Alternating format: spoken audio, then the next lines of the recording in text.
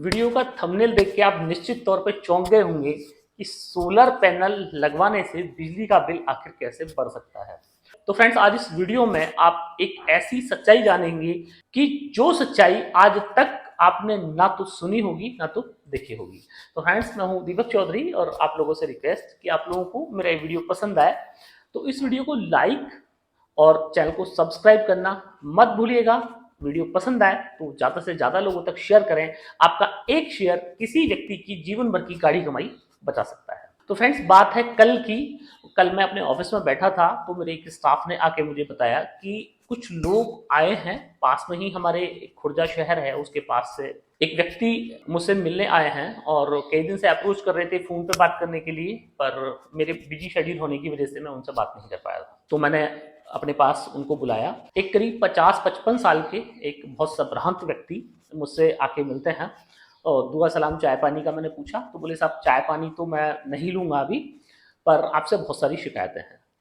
तो मैंने कहा साहब शिकायत बताइए। बोले आपसे शिकायत ये है कि आप इतना प्रमोशन करते हैं सोलर का, नई नई टेक्नोलॉजी का प्रमोशन करते हैं, तो आप क्या कहीं से पैसा लेते हैं, किसी इन कंपनियों से आपको पैसा मिलता है कि इस तरह के आप जो प्रोग्राम्स चलाते हैं उसमें सरकार आपको कहीं कोई फंडिंग करती है? तो मैंने बताया साहब ऐसा कुछ नहीं है, ये मेरा शौक है, मैं कोई किसी कंपनी का प्रमोशन नहीं करता हूँ। बहुत सारी कंपनियां मुझे अप्रोच करती हैं और जो ये यूट्यूब वीडियो है और ये यूट्यूब वीडियो पे जो एड्स रहते हैं उसमें भी जो रेवेन्यू आता है, तो एक्सप्रेस योर सेल्फ एकेडमी करके मैं एक एनजीओ चलाता हूं जिसमें ये जो इसकी फंडिंग आती है उसका 100% मैं उन लोगों को एजुकेशन देने पे खर्च करता हूं जो लोग इकोनॉमिक स्थिति अच्छी ना होने की वजह से अच्छी एजुकेशन नहीं ले पाते हैं। तो हम अपने ट्रस्ट के माध्यम से ऐसे लोगों को टेक्निकल एजुकेशन भी प्रोवाइड कराते हैं और जो उनकी रेगुलर एजुकेशन है उनमें भी फंडिंग करते हैं। तो मैं बोला आपके ऊपर ये शिकायत ऐसी क्यों है? तो उन्होंने अपनी कहानी बताई और ये पूरी कहानी आप ध्यान से सुनिएगा। तो कहानी ये है कि उन्होंने बताया कि उनका एक घर है, करीब 5 कमरों का उनका घर है और घर में उनके 2 बेटे हैं, एक बेटी है और वो हस्बैंड वाइफ रहते हैं।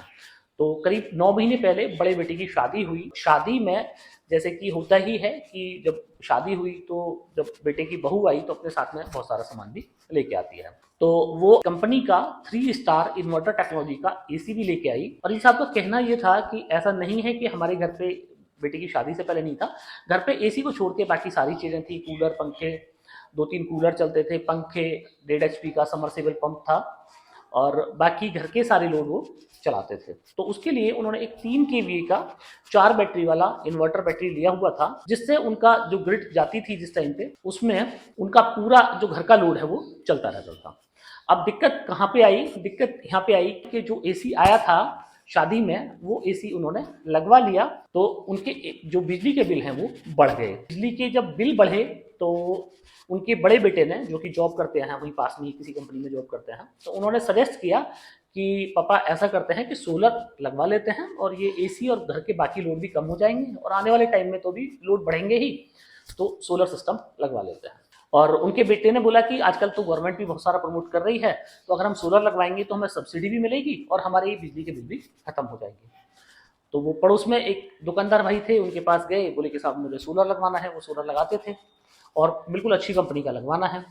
तो दुकानदार भाई ने उनको सजेस्ट किया कि ठीक है आप सोलर लगवा लीजिए, मैं अपने एक लड़के को भेजता हूँ, आप यहाँ पे सर्वे करके आएगा। सर्वे हुआ, सारी चीज़ें हो गई और उसके बाद में दुकानदार ने उनको सजेस्ट किया कि आपका जो कनेक्शन है वो 2 किलोवाट का है, उसको आप 3 किलोवाट का करा लीजिए क्योंकि आप 3 kVA का इन्वर्टर वहाँ पे चलाते हैं, अभी तक आपको ओवरलोड की दिक्कत नहीं आई। तो आने वाले टाइम में चूंकि एसी भी चलेगा, 1 किलोवाट का अपना सेंशन लोड बढ़वा लीजिए और 3 किलोवाट का ऑन ग्रिड सिस्टम आप लगवा लीजिए।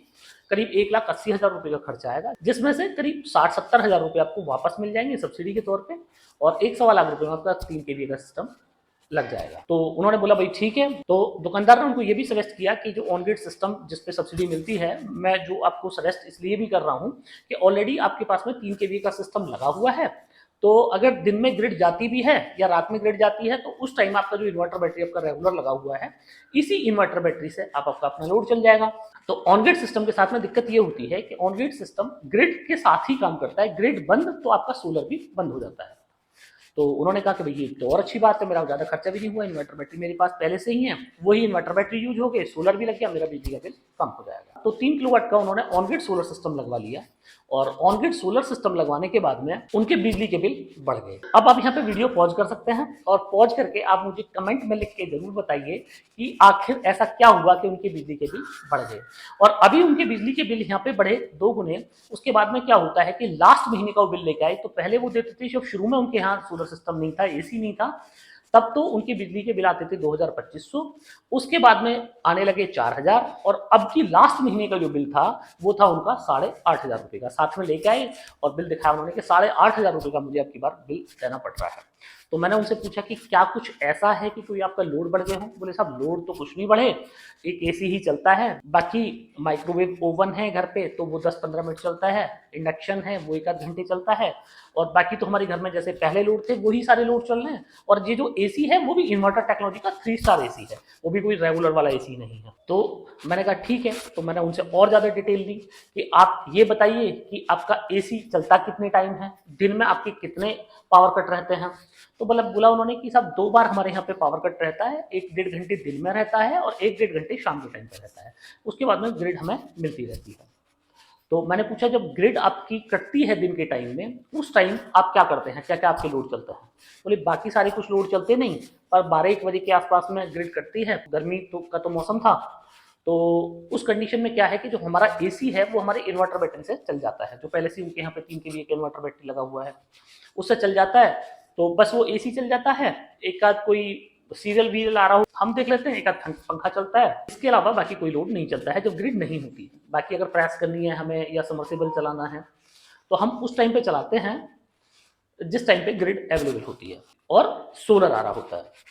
तो मैंने उनसे पूछा कि आपका जो इन्वर्टर है 3 kVA का, क्या हर रोज ये इन्वर्टर आपका डाउन हो जाता है? बोले हाँ सर, लगभग हर रोज ही ये जो इन्वर्टर है मेरा ये डाउन हो जाता है, और 150 HP 4 बैटरी मैंने इसके ऊपर लगा रखी है। तो पूरी कहानी समझ में आ गई। मुझे लगता है कि पूरी कहानी आप लोगों को भी समझ में आ गई होगी। और बाकी अगर आपको कहानी यहाँ समझ में आ गई हो कि उनके बिजली के बिल क्यों बढ़े, तो आप मुझे कमेंट करके आप जरूर बताइएगा।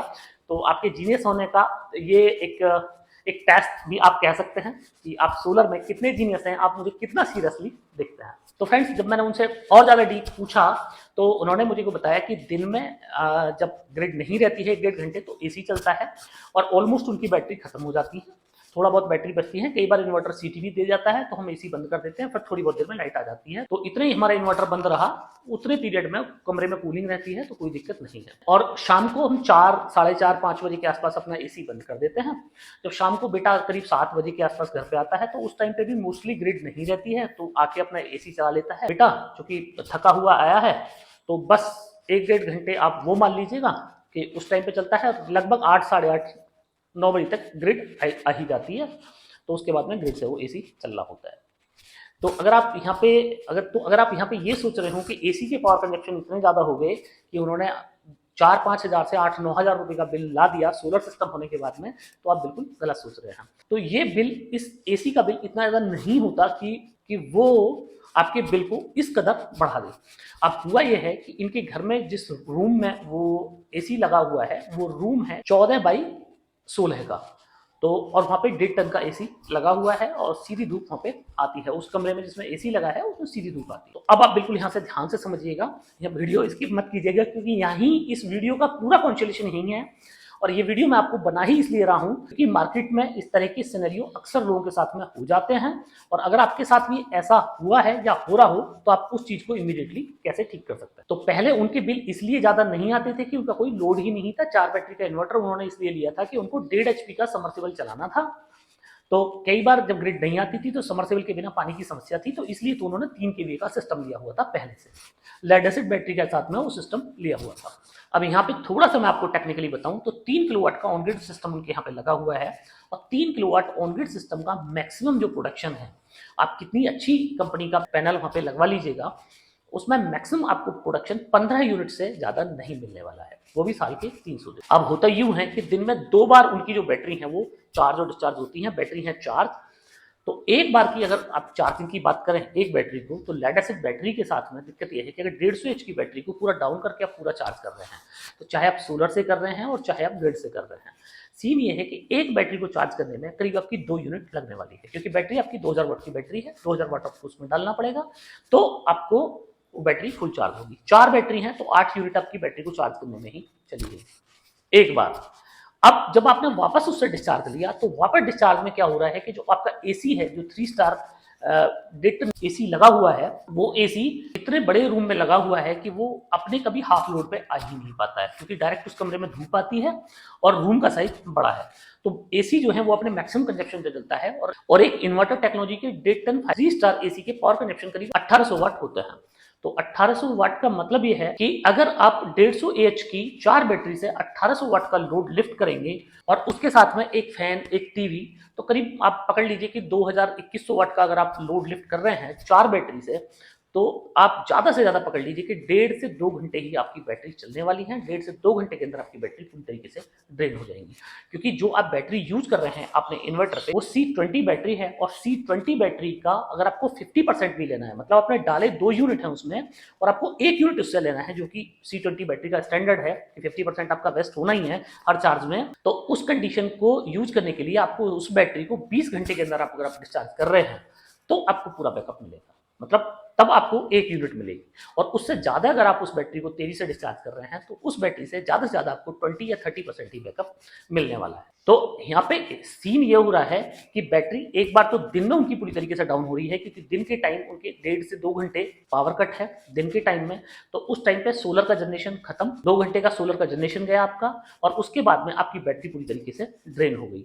अब बैटरी दोबारा से जब वो सोलर ने चार्ज की तो एक चार्ज में उसने 8 यूनिट आपकी खर्च कर ली, और मैक्सिमम आपकी बन कितनी रही है 15 यूनिट। 15 यूनिट में भी 2 घंटे आपका पावर कट है, तो मैक्सिमम कितनी बनेगी 12 यूनिट। 12 यूनिट में से 8 यूनिट आपकी चली गई पहले ही चार्ज में।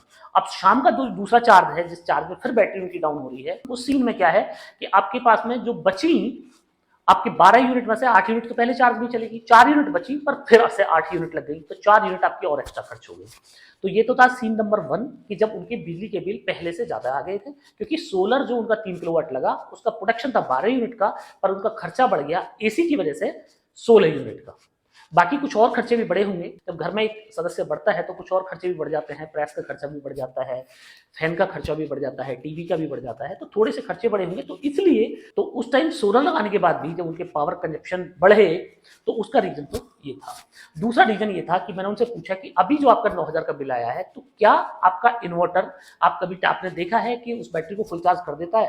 तो उन्होंने बोला कि साहब मेरा इन्वर्टर जो 4 बैटरी का इन्वर्टर लगा हुआ है 3 kVA का, वो अब कंटिन्यू बैटरी को चार्ज ही करता रहता है, बैटरी फुल चार्ज होती नहीं है। तो उस सिनेरियो का मतलब ये है कि उन 4 बैटरी जो उनके यहाँ लगी हुई हैं, उस 4 बैटरी में से किसी एक बैटरी का सेपरेटर शॉर्ट हुआ है। तो जब बैटरी का किसी एक बैटरी का सेपरेटर शॉर्ट हो जाता है तो वो बैटरी को उतने वोल्टेज तक जाने ही नहीं देता जितने वोल्टेज तक इन्वर्टर कट ऑफ करे। मतलब अगर एक बैटरी की मैं बात करूं तो एक बैटरी को फुल चार्ज होने में करीब 14.5 वोल्ट बैटरी में होने चाहिए, तब इन्वर्टर उसकी चार्जिंग को कट ऑफ करता है। पर यहाँ पे सिनेरियो क्या है कि बैटरी का जो एक सेपरेटर शॉर्ट है, जिसकी वजह से बैटरी के अंदर 14.5 वोल्ट बन ही नहीं रहे हैं। अब 14.5 वोल्ट नहीं बन रहे हैं तो उस सीन में क्या हो रहा है कि इन्वर्टर उस बैटरी को कंटिन्यूसली चार्ज किया जा रहा है। अब कंटिन्यूसली इन्वर्टर चार्ज किए जा रहा है तो आप समझिए कि आपके पावर बिल बढ़ते चले जा रहे हैं, बढ़ते चले जा रहे हैं, बढ़ते चले जा रहे हैं। इसलिए उनका 4,500 रुपए से 9,000 का बिल सिर्फ इसलिए हुआ कि उनका जो एक बैटरी है वो एक बैटरी का एक सेपरेटर शॉर्ट हो गया था। तो ये पूरी स्टोरी मुझे लगा कि आप लोगों के साथ में शेयर करनी चाहिए कि अगर आप ऑन ग्रिड सिस्टम इस्तेमाल कर रहे हैं और उसके साथ में आप एक ऑफ ग्रिड सिस्टम भी इस्तेमाल कर रहे हैं तो ये कोई अकलमंदी का काम नहीं है। बेस्ट आइडिया ये है कि आप या तो हाइब्रिड के साथ में चले जाइए या तो फिर आप ऑफ ग्रिड के साथ। ऑन ग्रिड इन्वर्टर आपने लगवाया इसलिए कि आपका खर्चा कम हुआ, पर दिक्कत यह है कि अगर आपके यहाँ पे दिन के टाइम पावर कट है तो उस टाइम पे आपका उतने टाइम जो है उसके लिए आपको एक्स्ट्रा या तो बैकअप रखना है या तो फिर आप कंप्रोमाइज कर सकते हैं कि भाई उस टाइम जब सोलर नहीं है, ग्रिड नहीं है, तो आप छोटा कोई सिस्टम लगाइए, केवल पंखे ही चलाने हैं। तो अगर इस तरह का कुछ लोग कर सकते हैं तो वो भी कोई बेस्ट आइडिया नहीं है। ऑन ग्रिड सिस्टम के साथ में अगर एक ऑफ ग्रिड सिस्टम रख रहे हैं तो अगर आप पूरे पैक की कॉस्ट आप कैलकुलेट करेंगे तो आपको हाइब्रिड से भी ज्यादा पड़ने वाली है। तो फ्रेंड्स वीडियो काफी लंबा हो गया है, कुछ एक चीजें अभी इसमें और मुझे बतानी थी तो वो आपसे छूट गई हैं क्योंकि वीडियो काफी बड़ा हो गया। तो अगर आप मुझे कमेंट करेंगे तो इसमें ही कुछ और चीजें मैं आपको कुछ और सजेशंस, कुछ सुझाव भी मैं आपको देना चाहूंगा कि अगर आप ऑन ग्रिड और ऑफ ग्रिड सिस्टम को लेकर कंफ्यूज हैं या आपने ऑन ग्रिड सिस्टम लगवाया हुआ है उसको अपग्रेड कराना चाहते हैं ऑफ ग्रिड या हाइब्रिड में, तो आप मुझे कमेंट कीजिएगा। आप लोगों के लिए निश्चित एक वीडियो मैं इस तरह का जरूर बनाऊंगा जो कि आपके लिए बहुत ज्यादा इंफॉर्मेटिव होने वाला है। तो फ्रेंड्स मुझे पूरी उम्मीद है कि आप लोगों को मेरा ये वीडियो बहुत पसंद आया होगा। वीडियो अगर पसंद आया हो तो इस वीडियो को लाइक करना तो कतई मत भूलिएगा, चैनल को सब्सक्राइब कर दीजिए ताकि इस तरह की इन्फॉर्मेटिव वीडियो आपको कंटिन्यू मिलती रहे। और इसके साथ ही इस वीडियो को ज़्यादा से ज़्यादा लोगों तक शेयर करें ताकि इस जानकारी का लाभ कुछ और लोग भी ले पाएँ। तो फ्रेंड्स मिलते हैं अगली वीडियो में।